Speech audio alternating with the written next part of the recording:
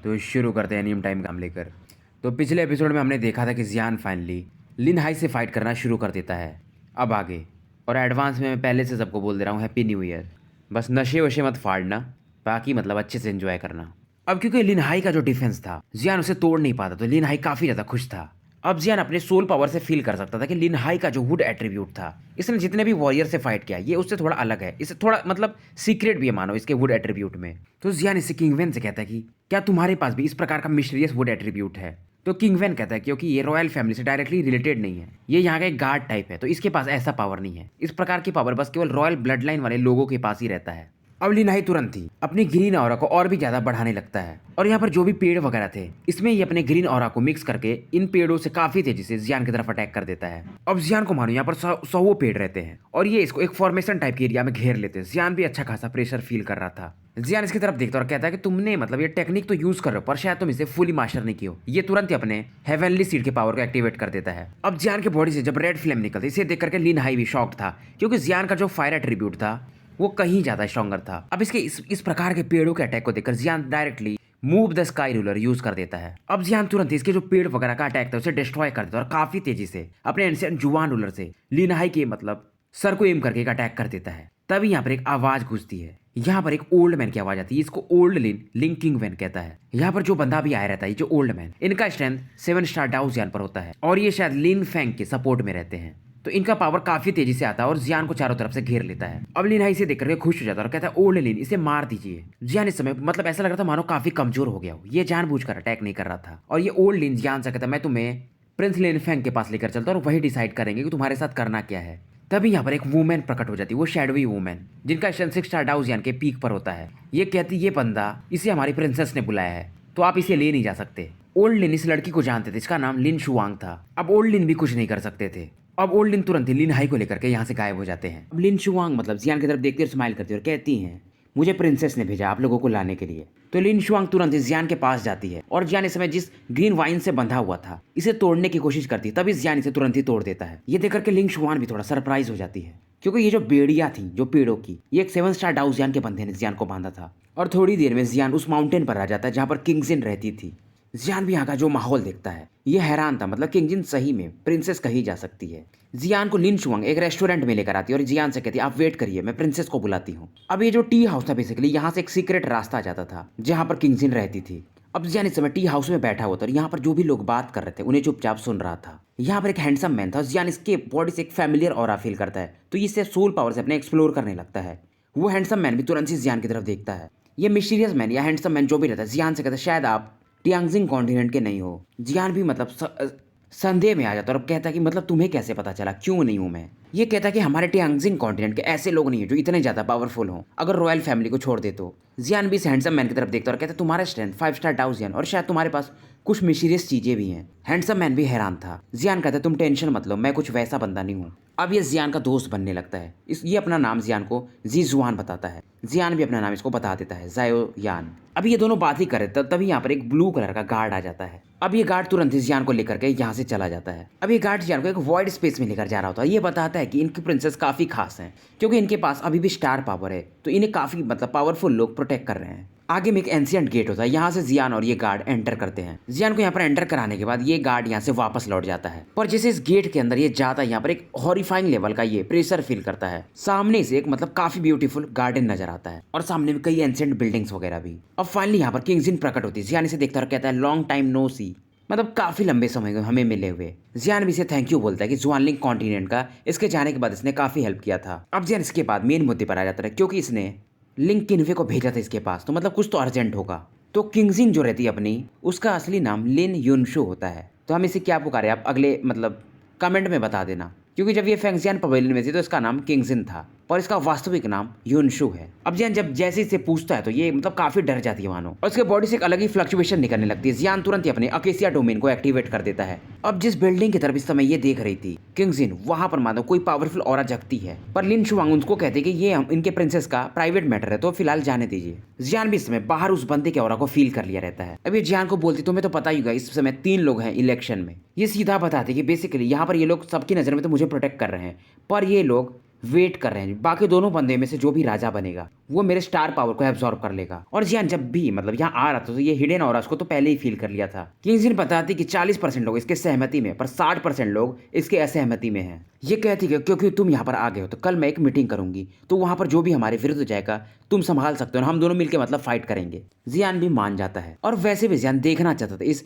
टियांगजिंग continent में कितने powerful लोग हैं। पर जियान को समय याद आता वो जो बंदा इससे मिला था थोड़ी देर पहले, जी जुआन, शायद उसके साथ किंगजिन का कोई मानो कनेक्शन हो। अब फाइनली अगले दिन की सुबह होती है। लिन शुआंग तुरंत ही जियान को यहाँ पर लेने आई रहती है। आज के दिन जियान ने अपने पूरे ब्रेथ को ही मानो सप्रेस कर दिया था और ये शुआंग के साथ मेन हॉल में जाने लगता है। और इस कॉन्फ्रेंस रूम में फिलहाल 8 लोग बैठे रहते हैं। इनमें से जो वीकेस्ट का भी स्ट्रेंथ रहता है वो 6 स्टार डाउजियान पर होता है और कुछ लोग तो 7 स्टार डाउजियान के पीक पर होते हैं। इसमें एक बंदा होता है लिन हाओ, जो की प्रिंसेस को मतलब काफी ज्यादा नफरत करता। तो ये बोलता है लगता है प्रिंसेस आज डर गई, ये नहीं आएंगी। तो प्रिंसेस के सपोर्ट में यहाँ से कॉन्फ्रेंस रूम में से कोई तो कुछ तो बोलता है कि नहीं वो आएंगी।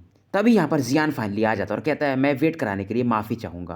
किंगजिन भी यहाँ पर आ चुकी थी। फाइनली ये इस मीटिंग को शुरू करती है। ये सभी बंदे रॉयल फैमिली के एल्डर्स होते हैं। अब यहाँ पर जो 8 लोग थे उसमें से 5 लोग प्रिंसेस को पसंद नहीं करते थे, खास करके लिन हाओ वगैरह। तो लिन हाओ पूछता तुरंत ही कि मतलब आपका पर्पस क्या है हमें यहाँ पर बुलाने का। किंगजिन कहती मेरा एक ही पर्पस है कि हमें यहाँ के पावर को यूनाइट करना है। लिन हाओ तुरंत ही कहता है वैसे भी अगर तीनों लोगों में देखा जाए तो हमारा ही पावर सबसे स्ट्रांग है, तो बाकी दोनों यानी लिन फेंग वगैरह और जो लिन फेंग यान जो सबसे बड़ा भाई है वो नहीं जीत सकते। पर इसके लिए हमारी भी एक शर्त है, आपको मतलब हमें स्टार पावर देना पड़ेगा। किंगजिन स्माइल करते हुए कहती ये बंदा मतलब गजब है, ये रॉयल फैमिली से रिलेटेड भी नहीं है, मतलब ब्लड लाइन से, फिर भी इसे स्टार पावर चाहिए। लिन हाओ समझ जाता है और कहता है अगर आप ये बोल रही तो हम 5 लोगों के पास अच्छा खासा पावर है। तब यहाँ पर जियान बीच में खड़ा हो जाता है और कहता है मेरे पास इसका एक सॉल्यूशन है। जियान कहता है कि तुम लोगों को वैसे भी समर्पण कर देना चाहिए। ये सुनकर के लिन हाओ और भी ज्यादा गुस्सा हो जाता है, मानो इस जियान के मतलब 10,000 टुकड़े करना चाहता हो। लिन हाओ कहता है कि मुझे मालूम है कि तुम एंडलेस टेरिटरी के लॉर्ड हो, पर यह टियांगजिंग कॉन्टिनेंट है, तुम्हारा डोमेन नहीं।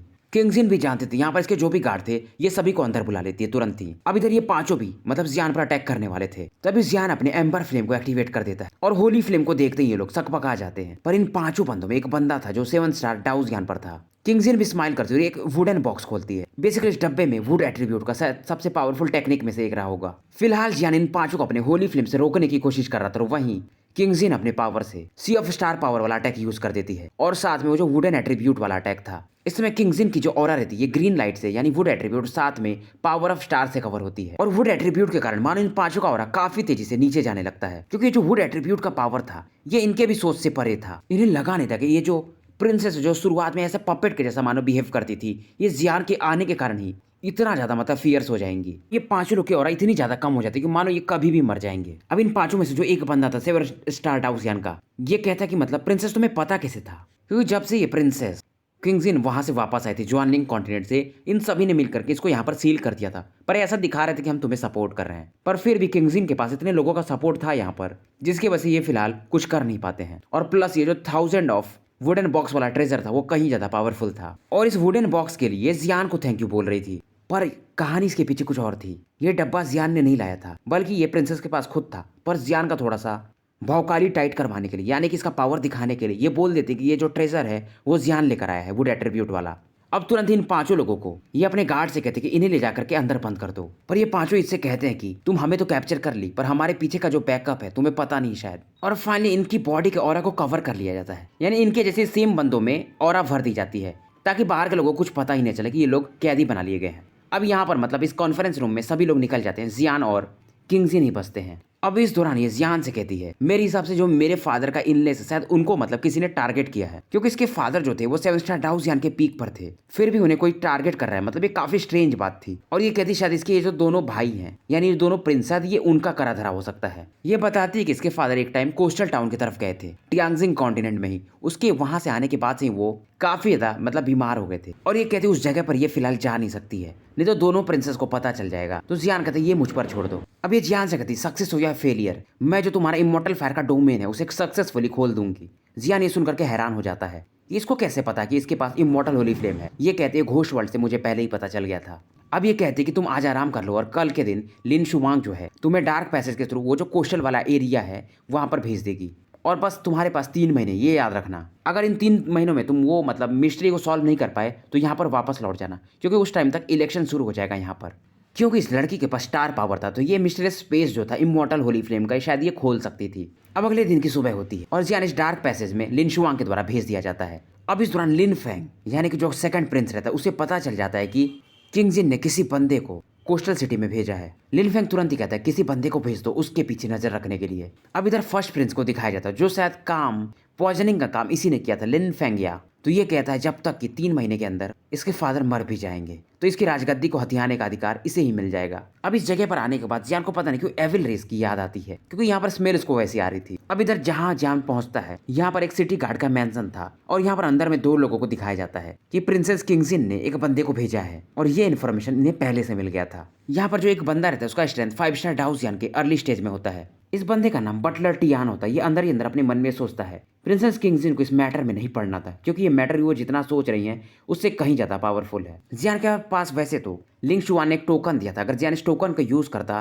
तो यहाँ पर सभी इसकी बात मान लेते, पर जियान इस मेथड में ज्यादा भरोसा नहीं रखता था क्योंकि इसकी आइडेंटिटी भी इस तरह से रिवील हो जाएगी। अब जियान इस समय समुद्र के किनारे होता है। यहाँ पर इसे एक ओल्ड मैन यानी एक फिशरमैन दिखता है। जियान इससे पूछता है कि आप लोग तो खुश काफी हो और ये सिटी भी काफी अच्छी दिख रही है, पर मेरे हिसाब से यहाँ पर कुछ तो गड़बड़ है, क्या आपको पता है? ये ओल्ड मैन तुरंत ही बोलते हैं यहाँ पर एम्परर भी आए थे पास्ट में और जब से वो यहाँ से गए हैं वो काफी सीरियस इलनेस में पड़ गए हैं और उनकी रिकवरी भी मानो नहीं हो पा रही है, तो इनको भी ज्यादा कुछ पता नहीं रहता। पर जियान अपने सोल पावर से फील कर सकता था कि यहाँ पर एक अलग ही प्रकार का वीकनेस है। अब ये फिशरमैन कहता है कि आज यहाँ के दिन में यहाँ के जो लॉर्ड ऑफ सिटी है वो पेट्रोलिंग पर है, तो आप ये सब चीजें उनसे भी पूछ सकते हो। अब जियान इस समय जब सी की तरफ देखता तो मानो एक अलग ही ऑरा फील करता है, जिससे ये भी थोड़ा स्तब्ध रह जाता है। तो इस सिटी लॉर्ड का नाम वूकुन रहता है। अब जियान तुरंत अपने सोल पावर से वूकुन को चेक करता है, पर जियान के हिसाब से ये बंदा साफ था, मतलब ये कुछ वैसा प्रकार का काम नहीं कर रहा था। इस समय वूकुन के साथ वही टियान बटलर होता है जो इनसे थोड़ा बातें वगैरह कर रहा था। अब ये लोग यहाँ से निकल ही रहे थे तभी मछुआरों के ग्रुप में से एक पावरफुल लाइट बीम जो कि रेड कलर की थी तुरंत ही सिटी लॉर्ड की तरफ अटैक कर देती है और इन पर जो अटैक किया रहता है बंदा वो एक फिशरमैन था, मानो वो पागल जैसा हो गया हो। अब वूकुन तुरंत ही अपने पावरफुल अटैक से एक इनके पास सिल्वर ब्लिस्टर था जिससे कि इस बंदे को ये ब्लॉक कर देते हैं। अब यहाँ पर कई सारे लोग इस प्रकार के दिख रहे होते तो वूकुन बटलर से कहते हैं फिलहाल मैं इनको इंट्रोगेट करूंगा। जियान भी इस समय क्राउड में खड़ा था और इन प्रकार के लोगों के ऑरा को देखकर ये भी हैरान थे, ये लोग मतलब इतना अचानक से कैसे इतना ज्यादा वायलेंट हो गए। तभी इन ग्रुप मछुआरों के ग्रुप में से एक बंदा निकल के बाहर आता है, एक यंग मैन, पर इसे तुरंत यहाँ पर जो भी गार्ड रहते हैं पीछे फेंक देते हैं और ये बंदा मतलब इतने ज्यादा गुस्सा में होता है, कहता है कि तुम लोग हैवान हो, तुम लोगों की वजह से मेरे जो अपने लोग मछुआरे उनका ये हाल हो गया है। तभी जियान सामने आता है और इस यंग मैन को सपोर्ट करता है और ये इससे कहता है चलो बातें करते हैं। ये तुरंत इस बंदे को मतलब इस भीड़ से थोड़ा दूर ले जाता है। अब ये यंग मैन शुरुआत में जियान की तरफ तो एक अलग ही नजर से देखता है, फिर ये जियान को मतलब पूरा यहाँ पर जो भी माजरा था वो बता देता है। ये कहता है कि जो भी लोग अभी अटैक किए थे सिटी लॉर्ड पर ये मेरे अंकल्स थे। जियान इससे पूछता है क्यों अटैक किया था उन लोगों ने? ये कहता है मुझे भी नहीं पता, मतलब अचानक से वो लोगों को क्या हो गया, क्योंकि सिटी लॉर्ड तो एक अच्छे आदमी है। इस बंदे का स्ट्रेंथ ज्यादा नहीं था, ये डाउडी लेवल पर ही था। अब ये बंदा कहानी सुनाने लगता कि हम लोग फिशरमैन है और हम लोग एक बार फिशिंग के लिए गए थे और एक बार मतलब इनके अंकल्स को एक अलग ही विचित्र फिश मिली और उन्होंने इस मछली को गलती से खा लिया, उसके बाद से ऐसा हो गया है। जियान भी हैरान था, मतलब इस प्रकार की भी मछली है क्या इस नदी में, मतलब समुद्र में? अब जियान इससे तुरंत ही पूछता इस प्रकार की मछली मुझे मिलेगी कहाँ पर, क्योंकि अगर ये मछली मिल गई तो जियान को पूरा सीक्रेट ही पता चल जाएगा। ये बंदा तुरंत ही जियान से कहता है अगर तुम मर्सिनरी यूनियन जहाँ पर है वहां जाओगे तो शायद तुम्हें इस प्रकार की मछली मिल सकती है। अब जियान तुरंत इस बंदे को कुछ तो देता है, सोल पावर का थोड़ा सा हिस्सा, और कहता है अगर तुम्हें मेरी जरूरत पड़े तो इसे यूज कर लेना, मैं तुरंत ही आ जाऊंगा। और जियान यहाँ से तुरंत ही निकल जाता है। ये बंदा समझ जाता है जियान एक डाउजियान लेवल का वॉरियर है। अब इधर जियान जो रहता है मर्सिनरी ग्रुप की तरफ मूव कर जाता है। जियान का इरादा रहता है क्योंकि मर्सिनरी ग्रुप समुद्र में जाती है उस मछली को पकड़ने, तो अगर ये उनके साथ ट्रैवल करे तो ये एक पत्थर से यानी एक तीर से 2 शिकार कर सकता है। अब जियान मर्सिनरी ग्रुप का जो ह्यूज बिल्डिंग था वहां पहुंच जाता है। अब जियान जब यहाँ पर एंटर करता है तो यहाँ पर इसे एक वुमेन मिलती है। ये जियान को देखकर स्माइल करती है और इसे आगे लेकर जाने लगती है। अब जियान इस समय यहाँ पर बैठा हुआ था और ये जो रेड वुमेन जियान को लेकर आ रही थी ये जियान से पूछती मतलब आप इस बार किस काम से आए हैं? मतलब यहाँ पर कई लोग आते रहते थे कि मतलब आपको क्या हमारे ग्रुप के साथ ट्रैवल करना है या आप किसी को पकड़ना चाहते हो? उसके बाद ये जियान को यहाँ पर बैठा देती है और जियान इस समय शांति से चाय पी रहा होता है। जियान काफी ज्यादा सरप्राइज था इसकी बात को सुनकर। तो ये मतलब रेड लेडी जियान से कहती क्या आप कभी भी मर्सिनरी यूनियन के साथ काम नहीं किए हैं? जियान इस बंदी को कुछ बोलता नहीं, ये काफी तेजी से घूर रहा था अपने सोल पावर से। अब ये मेड हैरान थी क्योंकि मानो उसकी बॉडी ये फ्रीज करने लगती है। ये जियान को सॉरी बोलती है। जियान तुरंत इसे कहता है मैं यहाँ पर किसी टास्क के काम से आया हूँ, तो जल्दी से यहाँ पर जो भी तुम्हारे ओनर है उसे बुला दो। ये बंदी जियान से कहती है फिर आपको अपना स्ट्रेंथ का इन्फॉर्मेशन देना पड़ेगा और एट्रीब्यूट का, तभी आपके हिसाब से हम टास्क आपको असाइन कर सकते हैं। जियान थोड़ा अपने स्ट्रेंथ को कंसील करता है और कहता है मैं 3 स्टार डाउ जियान का बंदा हूँ, और ये अपना नाम भी यहाँ पर यांग जायो बताता है। ये रेड लेडी जियान जो भी बता रहा था उसे लिखने लगती है और ये कहती क्या आपका कोई सब प्रोफेशन वगैरह है। जियान बोलता हाँ मैं एक 4th ग्रेड का इमॉर्टल लेवल का अल्केमिस्ट हूँ। ये सुनते ही मानो ये मेड के होश ही उड़ जाते हैं और तुरंत यहाँ से ये दरवाजा खोलती है और बाहर निकल जाती है। ये समझ जाती है जियान अभी भी अपने ऑरा को शायद छिपा रहा है, यानी कि ये 4th ग्रेड के अल्केमिस्ट से भी ऊपर हो सकता है, तो इसकी आइडेंटिटी शायद इसके मैनेजर ही जान सकते हैं। अब यहाँ पर 3 मिस्टीरियस मैन को दिखाया जाता है अंदर में मर्सिनरी ग्रुप के। एक ने ब्लैक कपड़ा, दूसरे ने ब्लू, तीसरे ने, और शायद ये एविल ऑरा को पोजेस किए हुए थे और ये लोग समुद्र के अंदर जाने की बात कर रहे थे। पर वहां पर एक मॉन्स्टर था जिससे एक पावरफुल अल्केमिस्ट यानी जिसका सोल पावर काफी स्ट्रांग हो वो डील कर सकता है। जियान भी इन्हें देखता और कहता है तुम लोग, मैं सुन रहा हूँ समुद्र के कोर एरिया में जाना चाहते हो, क्या मैं भी तुम्हारे साथ चल सकता हूँ। ये तीनों बंदे वही थे जिसे रेड लेडी ने भेजा था, शायद ये भी समुद्र में जाना चाहते थे। तभी मैन इन ब्लैक जियान से कहते हैं हम बस ऐसी मजाक कर रहे थे। अब जियान भी समझ जाता है, ये तुरंत ही अपने सोल पावर को रिलीज करता। ये देखते ही हैरान थे, इमॉर्टल लेवल का सोल पावर। अब ये तीनों मतलब मानो सरप्राइज इतने ज्यादा थे कि जियान को तुरंत ही काफी ज्यादा इज्जत देने लगते हैं और कहते हैं कि आप हमारे साथ चल सकते हैं, कल सुबह हम लोग यहाँ से निकलेंगे और हमारा पर्पस क्या है फिलहाल हम आपको ये नहीं बता सकते। अब ये मैन इन ब्लैक स्माइल करता है और कहता है क्या आप इससे सहमत हो हमारे साथ चलने के लिए। इस समय वो रेड लेडी भी जियान के बाजू में ही खड़ी थी। ब्लैक मैन भी जानता था अगर रेड लेडी किसी को लेकर आ रही है तो ये बंदा काफी स्ट्रांग होगा। अब जियान भी इन्हें अपना नाम बताता है, मेरा नाम यांग जायो है, आपसे मिलकर मुझे काफी अच्छा लगा। अब जियान यहाँ से निकलने लगता है। ये तीनों बंदे हैरान थे और कहते ये बंदा सच में यार काफी ज्यादा स्केरी लग रहा है मुझे, तो एल्डर को गू को भी हमें मतलब इन्फॉर्म कर देना चाहिए और हम कल निकलेंगे। सीन शिफ्ट होता, रात का समय हो गया था और सिटी लॉर्ड को दिखाया जाता है। इस समय इनके सामने कुछ लोग थे जो अभी भी कोमा में थे। ये वही लोग थे जिन्होंने मतलब इन पर अटैक किया था और ये लोग मतलब बताते हैं कि इनके बगल में जो इनका गार्ड था इन लोगों ने कुछ तो खा लिया था जिसकी वजह से इनका दिमाग ही मानो ये लोग आपा खो बैठे थे। इनका जो गार्ड रहता है हालांकि काफी इनका बिलीवर माना जा सकता था, ये वो कौन से चुपचाप कहता है इनके बॉडी में जो टॉक्सिन है मैंने वो जो बटलर टियान है ना उनके घर में शायद देखा है और गलती से मैंने ये चीज देख लिया था। ये सुनकर के वुकुन कहते हैं अरे बटलर टियान तो काफी अच्छे इंसान है, यहाँ के माने जाने हैं, तो तुम उन पर ऐसा आरोप नहीं लगा सकते हो। ये बंदा मतलब बाईकुन इसका नाम था, ये बोलता है मैंने ऐसे ही कह दिया था। वुकुन कहते हैं एक चीज याद रखना मतलब काफी कोई तीसरे को ना पता चले। अब फाइनली रात बीत जाती है, अगली सुबह होती है।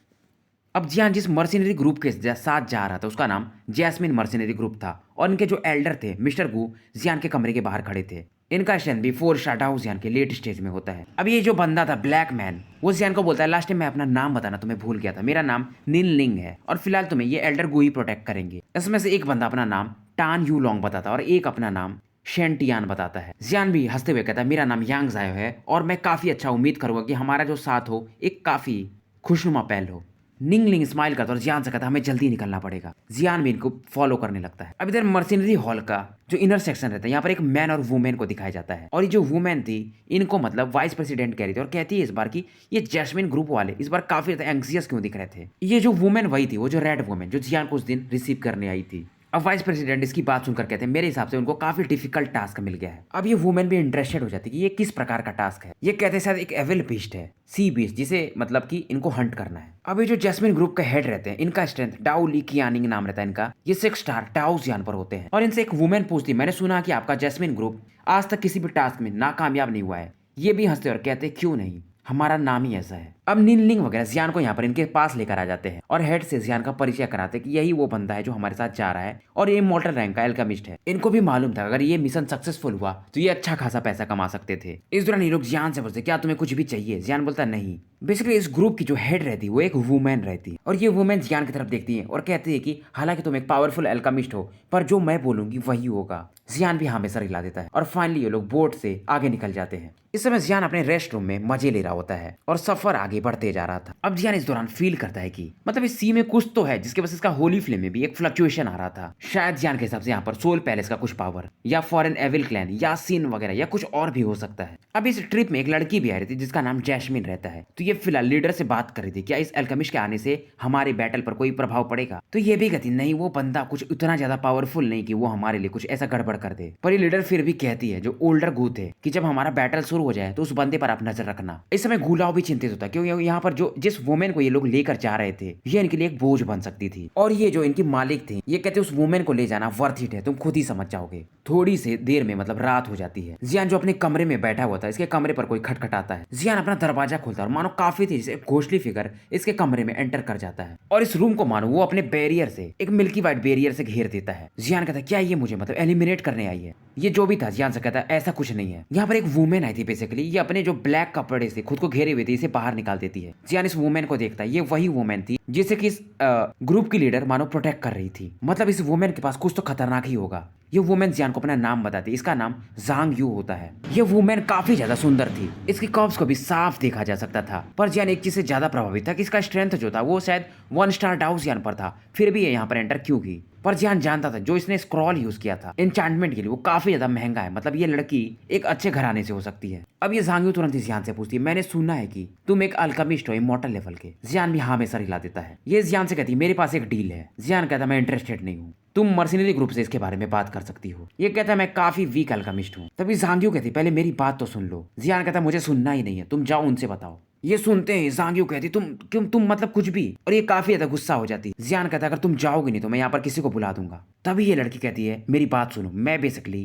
जो एम्परर है टियांगजिंग कॉन्टिनेंट का, उनका जो डिजीज है उसके बारे में बात करना चाहती हूँ, और शायद मैं एक नया एट्रीब्यूट ओपन कर सकती हूँ। ये सुनते हैं जियान इसको काफी रेस्पेक्ट देता है और कहता है मिस जांग यू कृपया बैठ जाइए, मानो यहाँ का सीन काफी ड्रामेटिकली चेंज हो गया हो। जांग यू कहती कुछ लोग सही में मतलब गजब होते हैं, और ये काफी खुश हो जाती है कि इसको इतना इज्जत मिल रहा है। तो जियान इसको थोड़ा बहुत एक्सप्लेन कर देता है कि मेरी मजबूरी है, आप भी समझो। ये कहती कि मैं फिलहाल पहले सोची थी कि मैं जैस्मिन ग्रुप को इसके बारे में बताऊंगी, पर वो लोग इतने काबिल नहीं है। पर जियान से पूछता तुम बोल रहे थे एक नया एट्रीब्यूट रीगेन करने के बारे में, क्योंकि किसी की बंदे की बॉडी में शुरुआत से जो एट्रीब्यूट होता है वही होता है। जैसे कि जियान के बॉडी में फायर और वुड था, हालांकि जायोली के पास सोल अवतार था पर वो उसका खुद का एट्रीब्यूट माना जा सकता है। और जो वाटर एट्रीब्यूट है जो कि जियान को वो थर्ड आर्म में है, यानी ड्रैगन ट्रांसफॉर्मेशन में, उसके ऊपर भी जियान को उतना कोई कंट्रोल नहीं रहता है। तभी जांग यूराओ या यू जो रहती है वो जियान से कहती है तुम्हें मालूम है इस एरिया को क्यों सी डोमेन नाम दिया गया है। जियान कहता पहेलियां मत बुझाओ, बताओ सीधा। इस एरिया को डेविल सी भी कहा जाता है। मानो ये जियान को डराने के लिए इस एरिया के बारे में कुछ ज्यादा ही डीपली एक्सप्लेन कर रही थी। और ये कहती है फिर मैं तुम्हें एक कहानी सुनाती हूँ। जियान कहते हैं मर्सिनरी ग्रुप का तो एक ही मिशन नहीं होगा कि तुम्हें वहां तक ले जाना, इनका कोई और भी मिशन होगा। ये कहती है हाँ, जो ये जो डेविल सी का ओवरलॉर्ड है, यानी वो जो सी बिस्ट उसे मारना, उसको डेविल वेल भी कह सकते हो तुम। अब ये सुनते हैं कि devil well sea dragon Bisht जियान के भी मानो होश उड़ जाते हैं, इसका गला मानो सूखने लगता है, क्योंकि इस डेविल वेल के पास ड्रैगन ब्लड का भी थोड़ा पावर होता है। और ये जो बीस्ट है ये बताती है कि वो फर्स्ट टर्बुलेशन भी पार कर चुकी है। यानी इसे पूछता है कि मतलब उस सी बीस्ट का स्ट्रेंथ क्या है, और इस दौरान ये बताती है कि इस बीस्ट के अंदर एक क्रिस्टल भी होना चाहिए। फिलहाल ये जांग यू बताती है जियान को ये बीस्ट कम से कम 6 स्टार डाउ जियान पर तो होगा ही, और उसके बारे में इतना ज्यादा स्पेसिफिक डिटेल नहीं जानती हूँ। जियान भी हंसता है कि मर्सिनरी ग्रुप सच में काफी ज्यादा लालची है। जियान इसे कहता है फिलहाल तुम यहाँ से निकल जाओ, जब अगर वो मर्सिनरी ग्रुप उसे हरा नहीं पाएंगे तो मैं देखूंगा कि क्या करना है। पर जांग यू जाते जाते जियान से कहती तुम्हारे बॉडी के अंदर कुछ तो इंटरेस्टिंग है, शायद तुम उस बीस्ट को मार सकते हो। उसके बाद ये दरवाजा बंद करके निकल जाती है। जियान को भी मालूम था अगर ये इस बीस्ट का क्रिस्टल हासिल कर लिया तो शायद ये ड्रैगन गॉड का 4th ट्रांसफॉर्मेशन मास्टर कर सकता है। और जियान मन ही मन काफी ज्यादा एंथुसियास्टिक और खुश हो रहा होता है। पर क्योंकि सी एरिया था तो जियान का जो फायर एट्रीब्यूट था कहीं ज्यादा रिड्यूस हो गया था। अब जांग यू अपने कमरे में आती है और एक और स्क्रॉल ये यूज करती, इस स्क्रॉल को यूज करती यहाँ पर मानो एक फैंटम पावर प्रकट होता है, और यहाँ पर एक मिस्टीरियस वुमेन प्रकट होती हैं, या इंसान जो भी था। इसे जांग यू काफी ज्यादा रेस्पेक्ट देती है और टीचर कहती है। और ये जो वुमेन थे इनके पास पेयर ऑफ विंग्स देखे जा सकते थे व्हाइट कलर के, और इनका ऑरा एक अलग ही लेवल पर था। और जांग यू उनको पूरा एक्सप्लेन करने लगती है कि ये धीरे धीरे डेमन वाला जो एरिया है उसके कोर में पहुंच रही है। और ये जांग यू को बेसिकली टेलीपोर्टेशन एरिया के बारे में कुछ बोलती है कि जो मैंने तुमको दिया है उसे यूज कर लेना। जांग यू भी इनकी बात मान जाती है, और शायद ये एक एंजल थी। तो खैर स्टोरी यहीं पर समाप्त करते हैं और मिलते हैं कल सुबह। पता नहीं, मुझे नहीं पता, क्योंकि कल 1 जनवरी है तो देखते हैं। पर मेरी कोशिश रहेगी कि एक वीडियो तो कम से कम 30 मिनट का डाल ही दूँ। तो शुभ रात्रि और नए साल की आपको शुभकामनाएं एडवांस में।